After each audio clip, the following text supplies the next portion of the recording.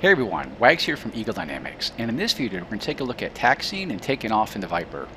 Now you may be thinking, well Wags, you forgot about the cold start video. Now don't worry Doug Masters, it's definitely coming, it's just that it touches on many different components of the Viper, and it'll probably be the last video we do before the early access release. In the meantime, we hope you enjoy this video of an important aspect of flying the Viper. Let's get started.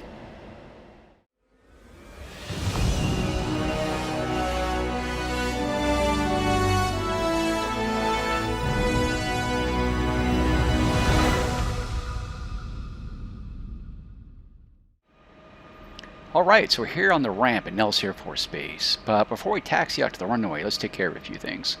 First, we'll turn on nose wheel steering, or NWS, and that's indicated by the green light here. And when we have this enabled, it allows us to use the rudder pedals to steer the nose wheel, and we'll be using this to taxi on the ramp, the taxiways, and then the initial part of the takeoff until about 70 knots. And we'll do a taxi check before we head out. All flaps are normal.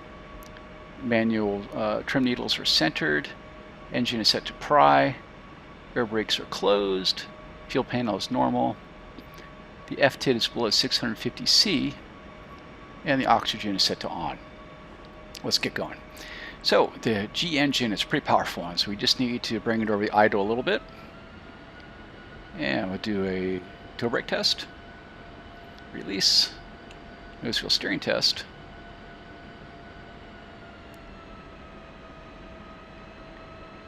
And we'll take the taxi turns at about 10 knots, and we can do the straightaways at about 25.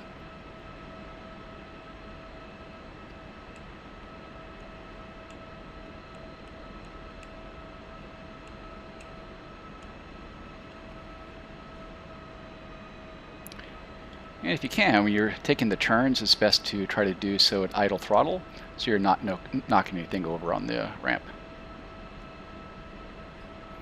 And to keep on the taxiway lines, the nose wheel strut is just behind the seat. So as long as you essentially keep your butt over the lines, you can pretty easily keep on them. And this lesson, we're in a Cat 1 stores configuration, just a couple of sets of air-to-air missiles. And between that and a pretty long runway, we'll go ahead and do a military thrust takeoff. But if we were, say, at Cat 3, heavier load, or a shorter runway, then we do an afterburner takeoff.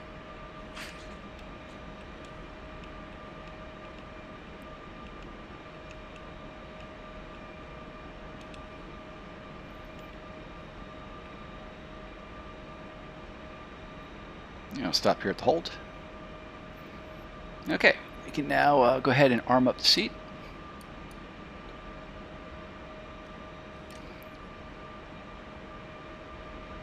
Check that probe heat is on. Traffic check. Actually, before we take the runway, let's take a look at the navigation HUD. So on the left side we have our airspeed. Currently it's in calibrated airspeed indicated by the C.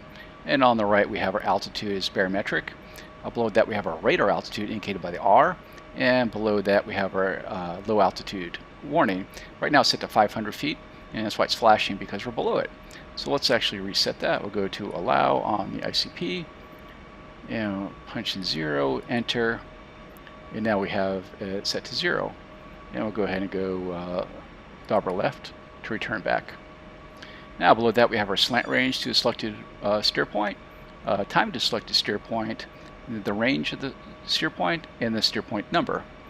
Along the center we have our roll angle, our pitch ladder, our angle of attack bracket, our heading tape, our horizon line, and on top of each other here is the gun cross and the flight path marker, and to the left of that is the tadpole, which points in the direction of the steer point. Below that is our current G. Then down here is our Mach, our peak G since the last reset, our master mode, currently nav, and then our bullseye information.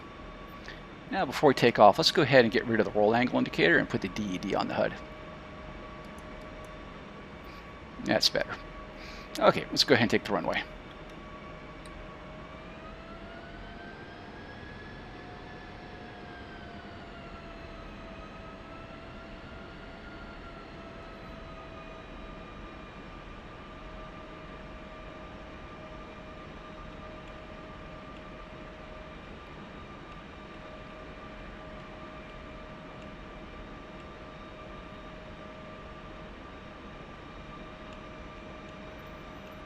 We'll line her up. And you notice that diamond on the HUD, that indicates the location of our steer point. Toe brakes. And at this point we can turn on the FCR, the fire control radar. Check that the brakes are closed. Probe heat is on. At this point now we'll go ahead and toe brakes down, and we'll bring the RPM up to 90%.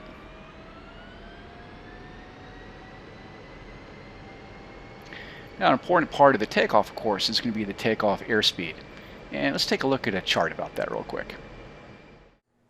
So in this little chart, along the bottom, we have our gross weight. So in this mission, I have a gross weight of about 28.4 thousand pounds.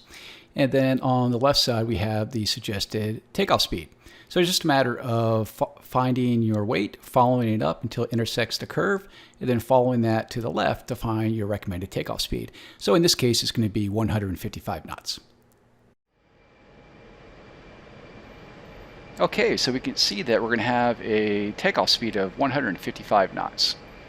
So we're going to check now to see that our FTID is below 980 C. That looks good. Nozzles look good. So we can release the brake and accelerate to military power.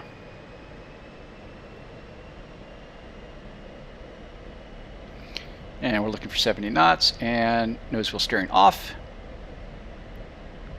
Now we're looking for 155. And take off.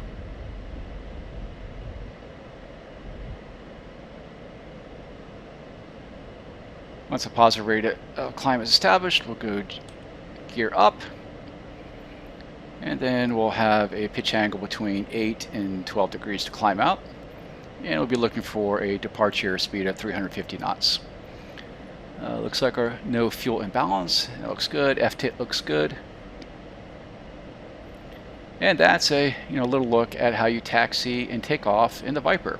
I very much hope you enjoyed this video, and I'll see you next time. Thanks.